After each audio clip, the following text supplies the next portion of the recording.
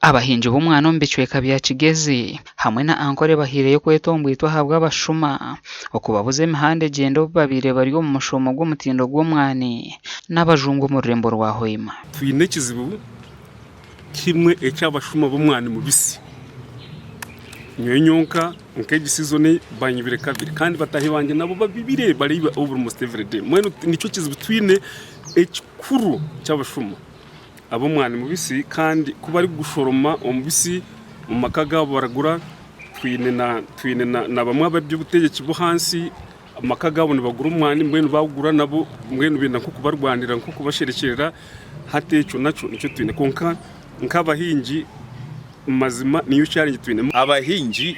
n'abashubuzi b'omwani bafune license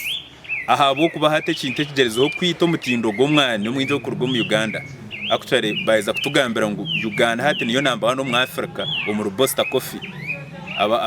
kushohoza omwani ogwo ku exporting ekiri kumanyisa ngo ensi zona za Africa nizirebera haritwe rero munsi yona ngo turi namba ya 5.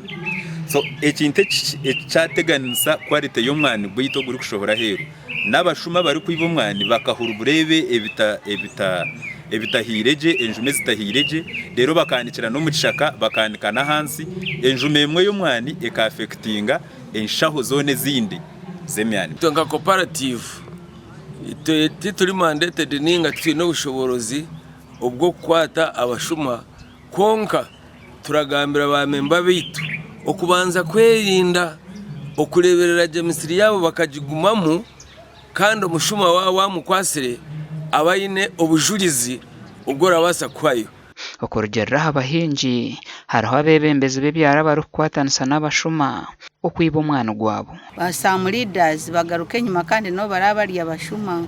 bagenzi babo konka turi kusharamu kugira ngo tuteke heki twete kabahinji bona tukore ekihandiko tukihe omwebembezi witu nka MP outuyine James Kaberuka akitwarire oko mu parliament batuhorusa bwo kureba okutwabasa gukora aha bashuma bari kutwibira omwana. Simon Kwichereza wa Ankore Revival Coffee Cooperative nayenda government bakwatireho mu kurwanisa abari kuguruza omwana ombikopo kwinga omwani nkiwasa gukora je babone barabiro mu bigombe by'abahinji kusinga okora biro mu bandi abantu kandi obushuma bw'omwani bubire kari twenda kwiga kandi dushabe government twatireho chance basika omusizoni y'omwani bagezeho kureba abantu bakuguze bikopo ubeseni ubwo buntu buce aza buri muno mwani gwa green baba kwati omwana baba gusatifyingire akatari kafuna mangu kandi none ofune beyi kusinga abandi batasatifyingire kandi nangwa no bakushishwa omutindo konkiyo no omutindo mulungi akatari niko kokuronda liri tabo kwenda ku exportinga kwinga omwani ngutwatandika ku exporting omwani twagutwara UK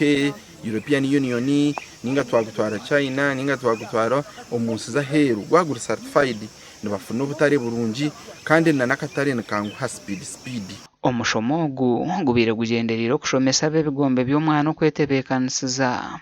okubahereza license yo kuguza omu mahanga ga Buraya. Gashakwa Ambrose n'uwagaba Katoto.